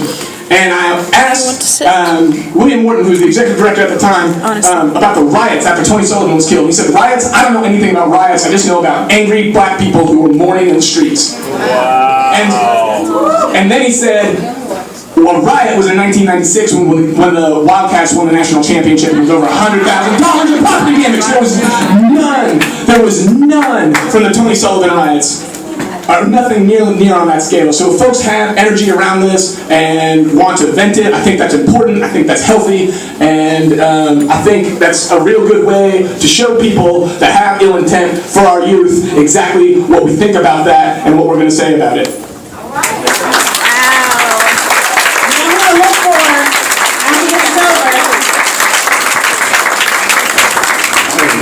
I'm Michael Spriggs again. I'm sorry to you again. She's a real tough customer, y'all. I'm not trying to be on her bad side. Anyway, I am Michael Spriggs, and I am a lacto-ovo-pescatarian. And I made that decision in 1986. This goes along with a story from a lady who had a very shiny little shrub coat on. Little hat. To her story. My story is 1986. I was 17 going on 18. I came up to UK to go to college.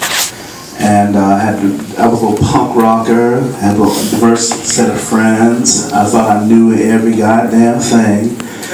And And I'm sorry. And I was downtown with a set of friends, and white people, black people, a couple of Asian people, and we were going down a little party downtown. And I ran across a set of 3 white people who decided that we shouldn't be together. Who told my friend, "What are you doing with this nigger?" And consequently, I went up to see what the matter was, and I got stabbed. 18 years old. Then I thought I was grown, but I wasn't grown. I'm 45 now, and now I'm grown. But I thought I was grown then, but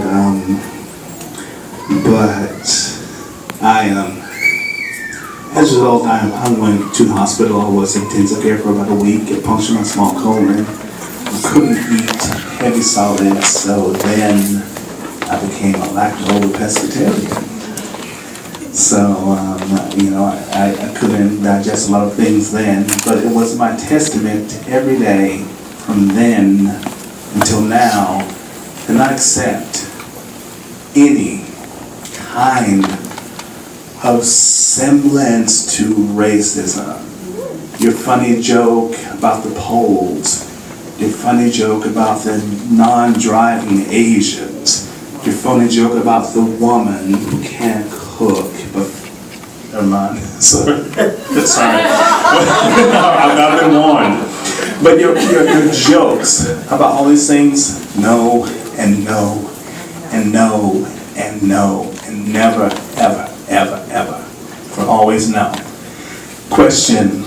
Okay. I'm two-part. I'm always two-part. I'm a semicolon. What role does the Sanford police have to pay, or are they being held accountable to a shoddy investigation or any ramifications, anything?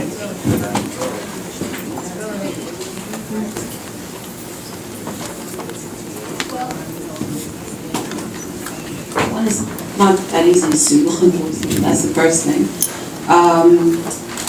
It's impossible to sue prosecutors for doing a bad job because they have prosecutorial law in most states. So the question becomes, we all have to see what happens next. I'm sure that there are a lot of people advising Trayvon Martin's parents about what to do. But the truth is that the Sanford Police, it's a small community with a small police force, but even big city police forces are not, have their, I'm trying to be kind about it, gaps in their understanding of the ways in which their job should be done. I think one of it just keeps coming up, it's not even a very little secret, is the ineptitude of the state to really do good forensic evidence. So we've seen the amping up of prosecutions, right? Bring more cases, have more crimes, bring more charges, but that has not come with the same push for knowledgeable people to support that in an evidentiary way. So we just have to wait and see. I'm also a criminal defense lawyer, so I feel like most evidence by the police is in it. So that's why. That's right.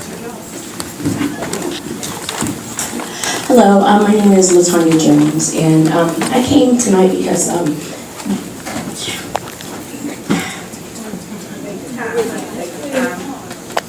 incredibly sad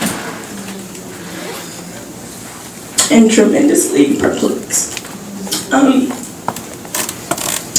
I appreciate your statements about the fact that we should be our own legal advocates and we should know the laws, but I am perplexed in that my understanding of these laws, the truth of the matter is, based on race, they can be the best laws or the worst laws, but they will not be applied equally. And that it causes blood to run in our streets. And I don't know how to articulate that to our politicians. I don't know what language to use. And so I guess my question is, what do we have to say?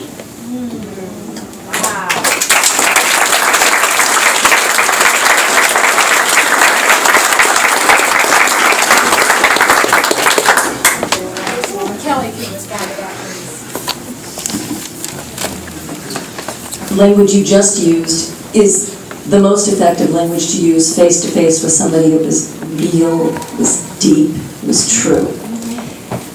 What we are also up against is a lobby force by the National Rifle Association, and I want to be really clear that the members of the NRA are not necessarily of the same mindset as the lobbyists and the leadership of the NRA. It's really important to understand that, and that divide is starting to become more important. So I would say, though, that immediately behind you comes into the door the lobbyists of the NRA, and what they speak is the language of money. So here's what matters, is that your story, your truth, your honesty, does cut through. And also, in these times when we're still bridging the divide, we have to be willing to put our own money behind people we believe are going to stand up. And potentially be gun owners and NRA members who are not willing to have the lobbyists and the leadership of the NRA completely define that agenda. That's where we have to start to build that rift and think about where we're putting our own money and concentrate it for a while on very specific races. That's what I would advocate for. Thank you for saying what you just did, and I would please ask to not move away from just the way you said it. Thank you.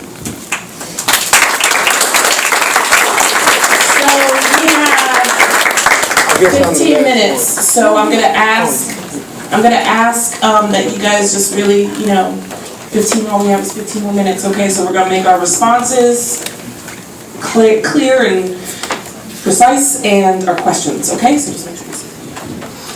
Hello, my name is Joshua Chambers, and I have just a few statements to make.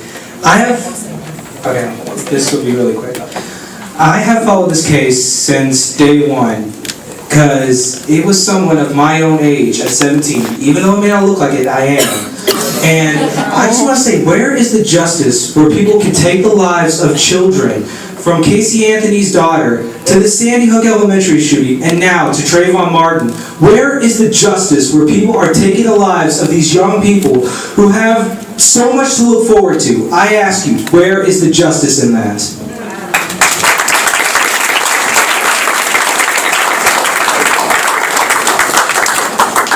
My name is Astari Gudinho, and I actually just want to make a comment. As a mother of two black males, one that is probably going to be about 6'1". He's a pretty chocolate brother with a $1 million smile and dreads. And then I have one that's probably going to be about 5'9" if he's lucky. He looks as Mexican as his grandmother, and I look at them, they look nothing alike. They don't even look like brothers until they smile and their eyes glow and you can see that they belong together. But as a mother of two of probably the most hated, misjudged, and misunderstood races on the planet and in the United States, I have discussed with them in depth at 11 and 13 about this case because they're hearing about it, they're seeing about it, they see the little funny posts on Facebook, and I had my 13-year-old come to me and make the statement that he had read something online. There was like a cartoon where they had little African-American boys sitting around in a classroom, and the teacher said, "What do you want to be when you grow up?" And it said, "Alive." So we had to have this discussion. And as a parent, I just want to say that as we frame these conversations with our children, that we are not teaching them to be afraid. Because fear evokes violence. And we do not want our young black males to be scared and feel backed into a corner to where when they see any white person too close to them, looking at them, staring at them, anybody of any other race, too judgmental of them, that they go on the defense and they attack. Because then we are pretty much causing all of our stereotypes to become truth. And we don't want them to become the stereotype. We just need them to not live in fear, but to live in awareness so that they do know that people might look at you funny, but it is okay to continue to walk and even say hello.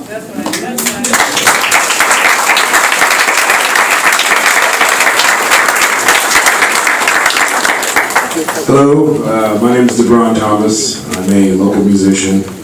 I'm from the great state of California, where people think that people walk around here with no shoes, and people here think that we all surf. The only guy I know that surfs is from Chicago. You know who also was from Chicago? Emmett Till. And there's a thing that happens in history, is that people tend to get mystified by all sorts of things. Like, true fact, one of my high school teachers was one of the first few members of the Panther Party in Oakland. And there's this famous story of them storming the Capitol building with guns and reading the 10-point plan. Well, the truth of that is that they didn't mean to step on the floor. They tried to walk walk through the wrong door. And they turned around and looked at each other, well, no, I guess we don't have much to do. But the fact of the matter is, one of the reasons why I came here is because I was like Trayvon Martin. I grew up in a city called Menlo Park, California. Went to school in Atherton, California, which is a very, very, very rich city. And I used to walk through a neighborhood that was very wealthy, not because I was a thug or because I was trying to cause trouble, but because it saved me 10 minutes to get to my house. I like hoodies. They're very comfortable. You know, I don't like umbrellas because I'm tall, so it's nice to wear a hoodie. But the fact of the matter is, you know, let's not get mystified in what all this is become. When Emmett Till was killed, it sparked a revolution. So what does that make Trayvon Martin? You know, I'm here in a Parliament t-shirt, and you know, I love Parliament. I love everything about Parliament. But I will tell you this, in 1970, they came up with a song called Coming Out of the Rain. The chorus said, the president's talking about a change, but nobody's got a chance coming out of the rain, right? It's one thing to be about something, it's another thing to do something. I'm not here to preach, I'm just here to say that, you know, let's not let Trayvon's death be in vain, because we got, you know, just because the verdict was the way it is doesn't mean that it's the way that it's going to be, and Trayvon's not going to get justice. You know, it took 45 years or something like that for Medgar Evers to get his justice. So let's let Trayvon get his and think about the future instead of dwelling on the past.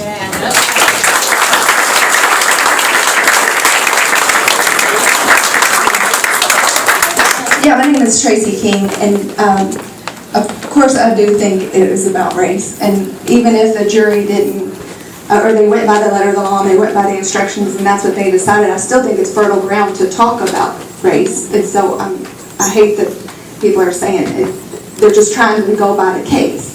But I have a 14-year-old son, and I had to sit him and his 3 friends down today and explain to them that even though they're not black, they have to be aware that they need to retreat, and that he can be at a frat party in college and somebody spits on his girlfriend, and if he tries to defend her, he's got to assume that every person has a concealed carry permit, and they have the right to carry a gun, and they have the right to shoot him. And so I wish we could have a discussion about gun laws, but because I've been in Kentucky, and because, apparently it's, fruitless effort, and it is, because I have made posts on Facebook, and it's just a lost cause. But, I don't understand why we can't have just a discussion about gun laws, in the fact that I lost my dad to suicide because he went on a Prozac, and it gives you courage, and so in 7 days he went to a pawn shop and bought a gun. Well, if there had been a 30-day law, he might still be alive. And I don't understand how my financial advisor is having these big giant boxes of guns and ammo being sent to his place of business, and the UPS man comes in and says, wow, these are so heavy. What do you got in here? And I'm here again today, and it's because he can set up a gun table for $50 at an exhibit and make $2,000 in a weekend for selling guns. I'm just outraged at that. So, and I also want to know why we haven't talked about the woman who got 20 years for firing. Yes. Yes.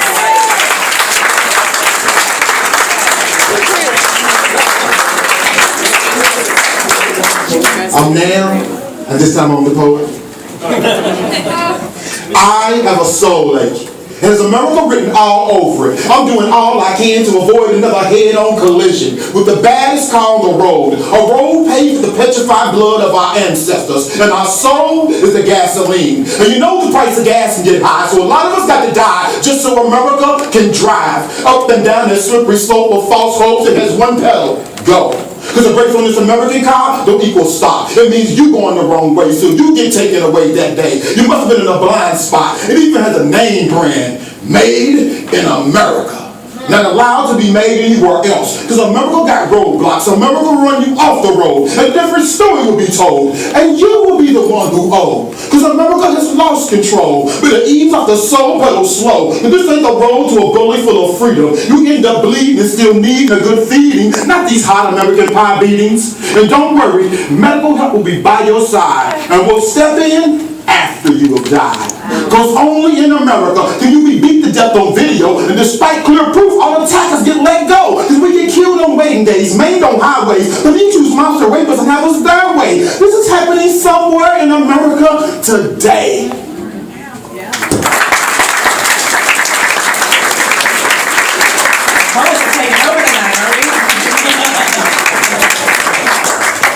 I wasn't going to say nothing. My name is Michael Johnson.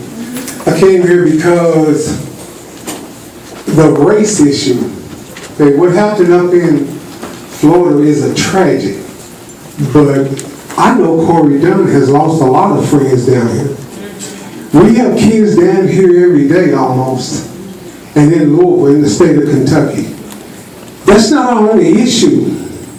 And it's not until I hear some things that y'all discussing, but this is the truth. This is the reality. I look in the room, there's all kind of ethnicities in here. And until we start educating ourselves about the laws, about the people who's representing us, who are not representing us. See, one thing that I understand about the Constitution now, since I'm out of the streets doing the wrong, is that we the people don't mean just white people. It means white, black, until you understand your rights and your responsibility. See, that's what happened in the old days. They understood their rights, and then they stood up for their rights because that was their responsibility, simply because they had kids in the home. But this is the problem. If I take my car to a mechanic and I have no idea about it, he can do anything that he wants to and charge me anything. And that's how the system is. If you don't get involved, it's not just in Frankfurt, it's downtown with Chris Ford. It's above education. There's things that we have issues that's just not stand your ground. See, we had kids killed before Trayvon Martin and after. And then it ain't till we start taking our own responsibility and creating communication with other people. See, this is the one thing that I understand. If you teach me, then we together is better than just me alone. And if you really about it, then you are not going to let somebody take advantage of me. No more if I let you come in my community and take somebody to take advantage of you. Yes, there are laws, but guess what? We send people up there that makes the laws. And we can sit there and change the laws. And if they don't want to do what we say, we can bring them home. It's not about the president race. It's not about the governor's race. It starts right downtown here. And until we show people that we care about downtown, ain't no sense in trying to go to Frankfurt. And that's the bottom line. Until we educate ourselves and communicate with other cultures, but then just think how many people go through everything to educate themselves and don't participate. If you're not going to participate, you might as well not educate yourself.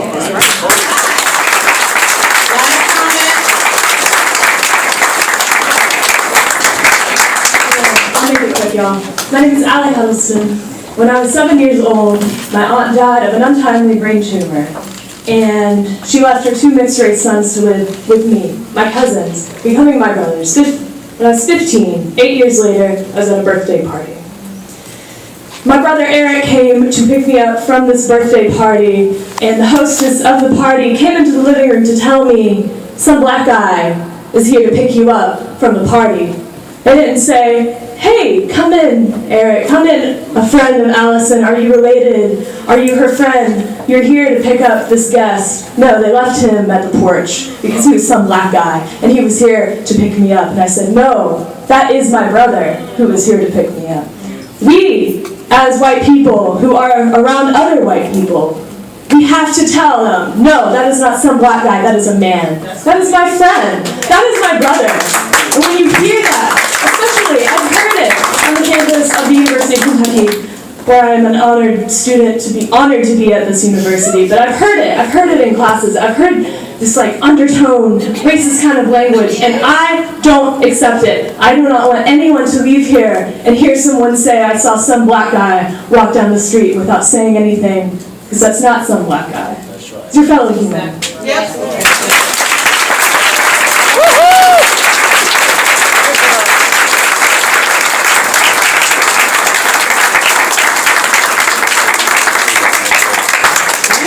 We are good, you guys. It is 9:32. Wow. Cheers to expediency. I don't know. Does anyone have any like final things to say before up on the panel? Okay. We've talked about Trayvon Martin, and that's the name we need to remember. But there is a beautiful young woman named May Saramek, who many of you may know, who works at the Bluegrass Rape Crisis Center. And she has a very poignant blog called Plain Jane Activism. She is of Asian orientation. She's a minority, and she has a son, so she has a mixed race child. And she wrote on a blog, and I'll make this very brief. I have a 5-year-old son, and like George Zimmerman, he has big brown eyes and olive skin tone. And he too was born with one foot in the door of white privilege and the other only a generation away from being classified as an immigrant. Like George, my son speaks a non-English language and is growing up in a mixed-race, multiracial household alongside his maternal grandparents. Much like George's mother, probably I'm terrified that despite the values I espouse to him, despite the fact that we're surrounded by and close to people who are all shades of black and brown, despite the fact that we know firsthand what it feels like to be judged by the color of our skin, I'm still somehow doing something terribly wrong, making some grave mistake. And she ends, that like George, my son will probably grow up right in the coattails of his privileged background. He'll grow up believing that he has the right to take justice in his own hands. He'll grow up with the God-given all-American power to purchase carrying a weapon intended to kill. And like George, my son will grow up in a world where movies and news stories will teach him to devalue, distrust, and fear black males. Like George, he may even start to believe it. All this time, she says, I feared my son was Trayvon Martin, when in reality, I should have been terrified all along that he might grow up to be George Zimmerman. Thank you all.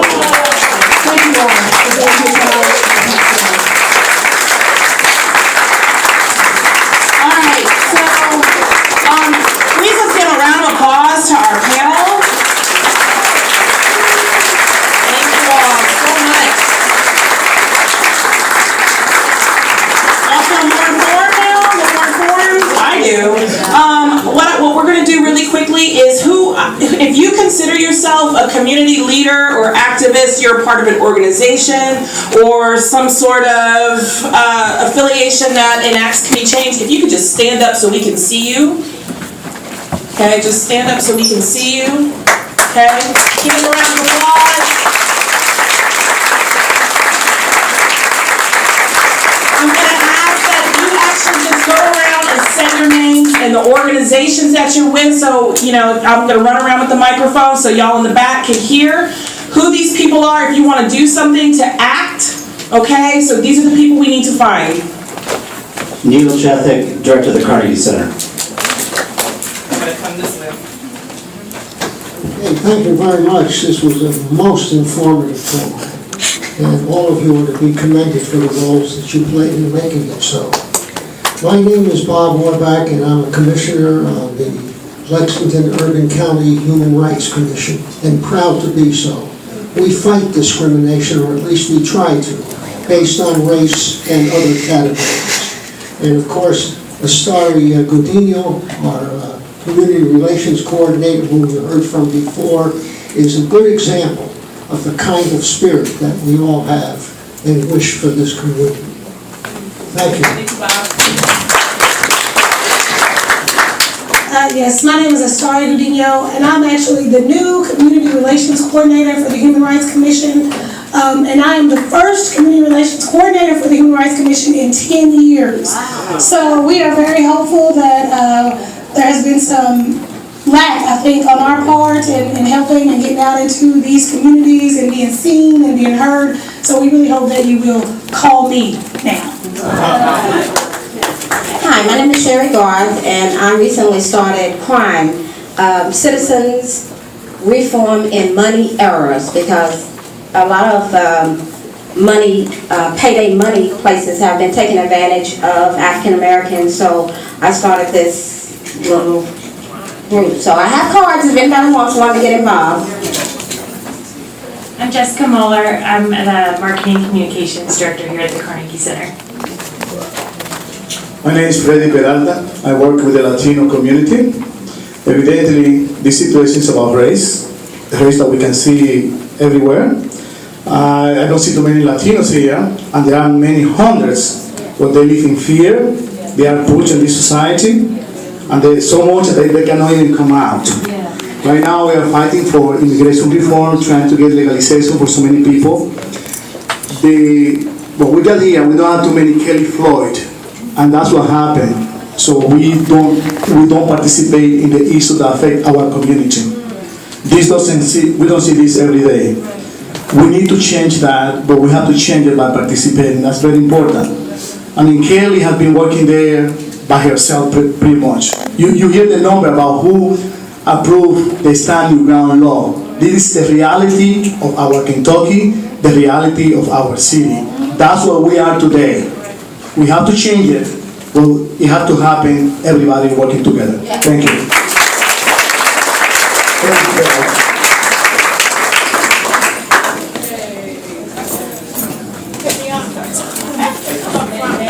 Occupation and organization. All right, I'm Nam, and I'm part of a group called Hip Hop Congress Incorporated, and what we do is we organize the youth in the community to do entertainment activities that are positive. We actually have an initiative going on. We have a meeting this Thursday for what we call the Hip Hop Soul Fest that is going on August the 24th at Douglas Park. It's an all-day activity which starts at 12 o'clock with a talent show for the kids at 12 o'clock, and then from 2 to 4 we have games for the kids. Then from 4 to 9 we will have entertainment from people who you might be scared of if you want to wear it.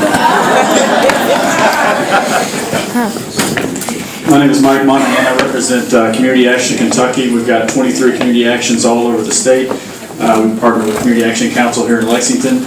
I'm also, I kind of want to advocate for mentoring. I've been involved with the Big Brother program here in Lexington for the past 4 years. It's a great organization. I think there's probably fewer things that can have a greater impact on young people than mentoring. So I think, I know that the organization here is looking for mentors, especially men to mentor young kids. So I think that if you want to get involved, that's one way. Mike Monahan, Community Action, Kentucky. In the middle a little bit so everybody can see you in the back. Quickly, come on, y'all. Okay. My name is Angel. I'm Bianca's partner in crime most of the time. I get to yell at her like I know maybe 2 people in this room. I work for AIDS Volunteers, so we work with people who are HIV positive. And I also work with Latanya, is she still here? And we do a writing program with Bianca in the prisons with women. It's called the Swallowtail Project. Please look us up. We're always looking for volunteers to go in and help with the writing workshops in the prison. And I am also the mother of 2 beautiful black boys over in the corner. And I'm saying this because when I say it takes a village to raise them, everyone in this room is allowed to say something to them if you see them doing something wrong. Okay. I'm Laura Hatfield. I'm with Partners for Youth, and Larry, there you are. Larry Johnson and I are both with Partners for Youth, and we are an organization here with the city that funds grassroots programs for our youth. We do a lot of wonderful things with community. One shout out is this Friday night is Spotlight on Youth at the Lyric Theater from 7 to 8:30. That is our community effort to put those kids on stage who deserve to be on stage. Thank you.